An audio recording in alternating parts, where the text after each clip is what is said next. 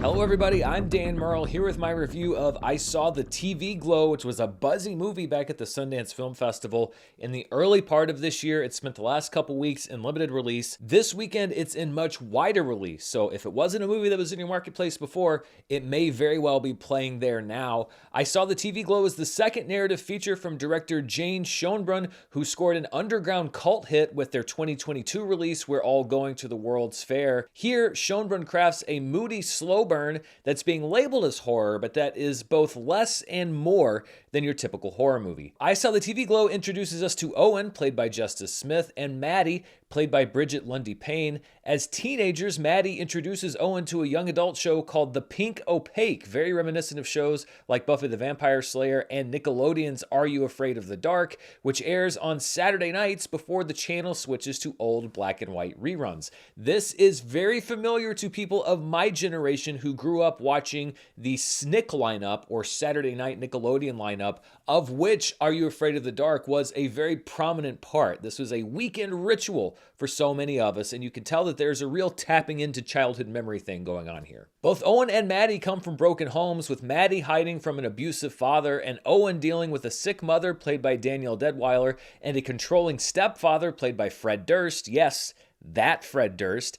As he gets older, Owen becomes more and more fascinated with the series and continues his obsession even after Maddie mysteriously disappears. Years later, she returns with new theories about the show that challenge Owen's concept of reality and his own life. If the description of the plot sounds opaque, no pun intended, that's because the movie itself is somewhat opaque. Even by A24 standards, this is a movie that's not going to be instantly accessible for a lot of audience members. I think a lot of people are going to be polarized when it comes to this film, and I doubt that there's going to be a whole lot of people that walk out of it being neutral about what they just saw. As I was walking out last night, there were 3 or 4 different discussions going on with different groups of moviegoers who were all trying to compare notes and figure out what they just watched. Some of them were more positive discussions, some of them were more negative discussions, but it wasn't something that left people apathetic. Movies don't have a duty to be accessible to everyone, and I don't think that all movies should be the same thing to everybody. I think what every movie does need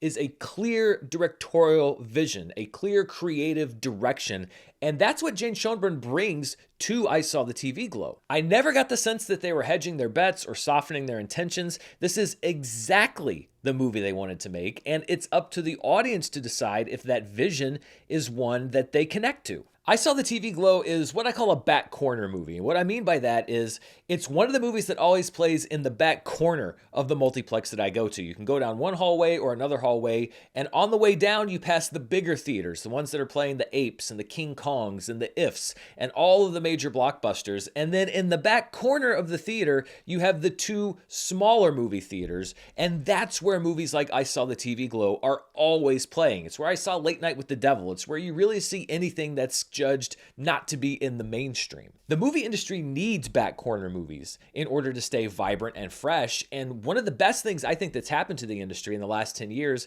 is the rise of distributors like Neon and A24 that'll take a movie that maybe would have only had a limited release or maybe even would have gone straight to streaming and say, no, we're going to commit to bringing this movie into a larger number at least, of marketplaces around the country to give people a chance to find and discover it in theaters. I do take a little bit of issue with how these movies are marketed sometimes, because I think that they're often set up for failure because they're sold as being more quote-unquote mainstream than they may or may not be. But I can't fault the exposure that they're given, and I'm not one of these people that subscribes to this thing that you should go to the movies to turn your brain off, which is what I'm told to do so many times when I'm doing a movie review. I think that filmmakers should be optimally trying to create a bond and seek some sort of a artistic relationship with their audiences. Now, some movies like Transformers movies or MCU movies or your bigger blockbusters are going to make more of those bonds than movies like I Saw the TV Glow, but I think for of the people that find this movie and movies like it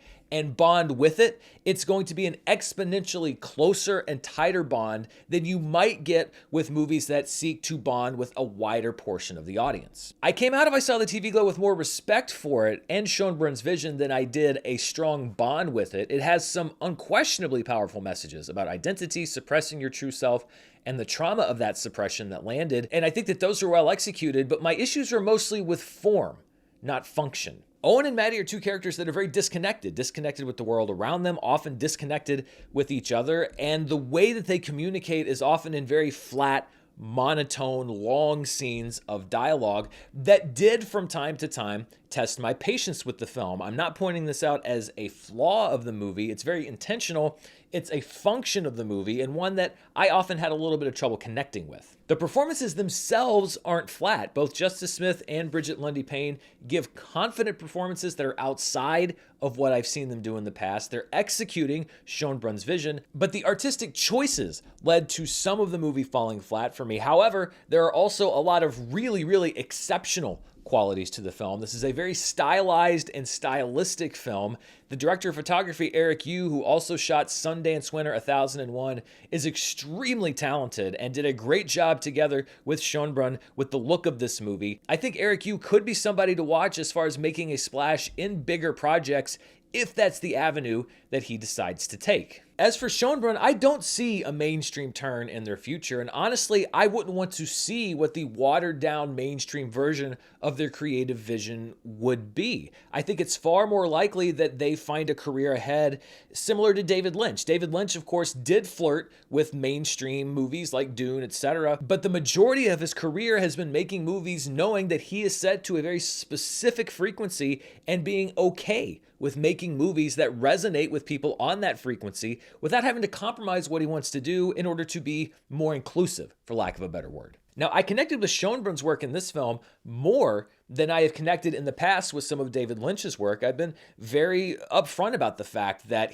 he and I are just not on the same frequency, even though I respect and admire what he's done as a director. And there are some films he's made that I am a very big fan of. So even though this movie did keep me somewhat at arm's length, it's basically just a difference of personal aesthetics, and I would not be somebody who comes in demanding that Schoenbrun change their vision and authenticity and compromise it for my sake or anyone else's sake. The performances, the themes, and the style connected me more to I Saw the TV Glow than to other movies that I admired more than liked, like Beau is Afraid, so I'm actually going to rate it as it's good, with the caveat that you should walk into this movie knowing that it may alienate you completely, or it may be one of the most meaningful films that you've ever seen. And for me, being a movie fan is about that chase. It's about finding those movies. And so I would encourage people to take a shot. It's a big swing here, but if it connects, then I think you're going to be glad that you gave it a chance. I have a lot more thoughts about the movie that I want to go into, but in order to do that,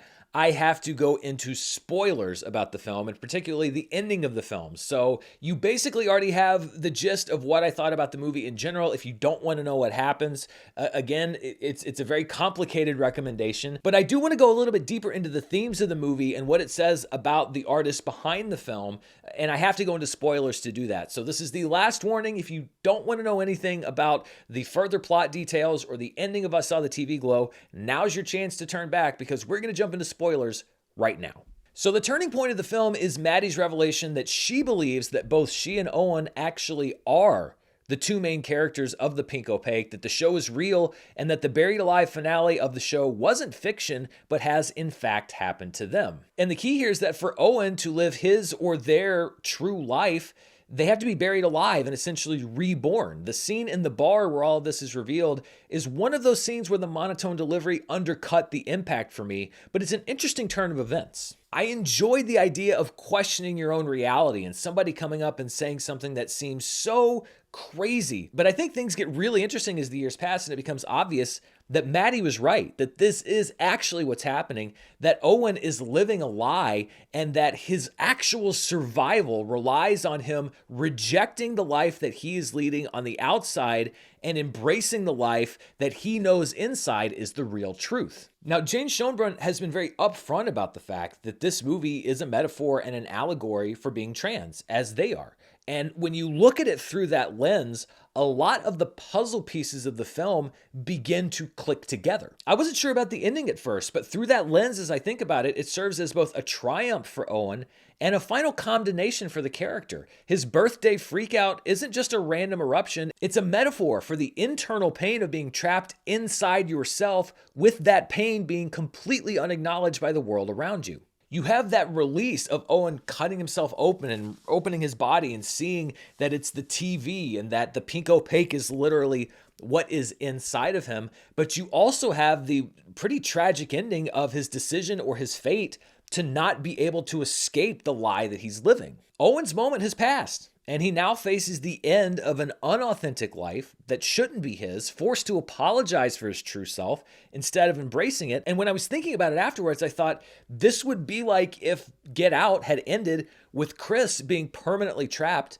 in the sunken place. I actually think that Get Out is a movie that bears a lot of similarities to I Saw the TV Glow. There are a lot of parallel themes and messages, and I think it also shows why it's important to know both the art and the artist. I famously or infamously, when Get Out first came out, missed a lot of what the movie was trying to say because I just wasn't aware of where Jordan Peele was coming from. And after a lot of listening and reading and understanding more about the topics of appropriation and subjugation and everything that that movie was saying, looking at it again through that lens, I recognized it for really how brilliant it is in many ways. And I feel the same way about I Saw the TV Glow. Absent the context of Schoenbrunn's life and what they're trying to convey with the film, it's easy to write the movie off as a cold, impenetrable misfire. But knowing what the intent is makes the message clearer. It's why I believe and have always believed that movies, especially the best movies, aren't meant to be watched passively, the turn off your brain thing.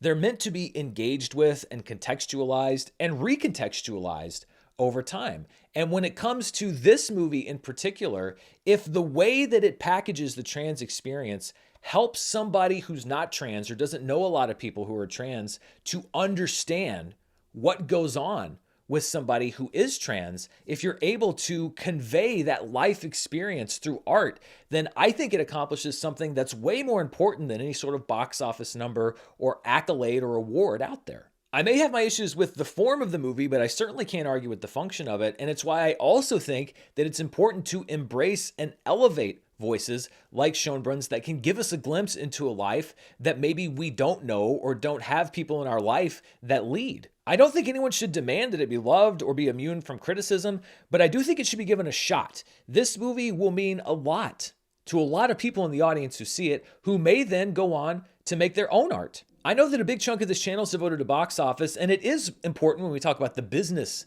of movies, and I think it's interesting from a human behavior standpoint, but I've always thought that communication and inspiration are really the most important functions of movie going, and also the most important functions of the movies themselves. The death of movies has been forecast now for many years, and it's been forecast as far as, the 1950s when TV came out. But I think that the real death of movies and the death of cinema will come on the day when there are movies that come out that don't connect to anybody, that are just flat and uninspiring and boring. That death of discourse and interest is what's going to kill movies. Everything else is evolution. When I look at I Saw the TV Glow, it may not end up being one of my favorite movies of the year. This is one of those that I'm just going to have to kind of sit and ruminate on, maybe watch again through the different lens and kind of knowing where the story is going to go. But this is the movie I think so far this year that's made me think the most and think about different aspects of it. And I love that. I love movies that make me do that. Now, every movie couldn't do that because it'd drive you crazy, just make you think about it for days and days and days afterward. But this one did. And that's why it ultimately gets that recommendation and why I say that it's a worthwhile experience, just to see if maybe you have that same experience. So those are my thoughts on I Saw the TV Glow. Like I said, it's in many theaters around the country right now. What do you think? Are you going to be seeing it this weekend? Did you already see it? Let me know down in the comments below. And as always, stay tuned right here for more movie news, reviews, box office, and more. Until next time, stay safe, and I'll see you then. Bye.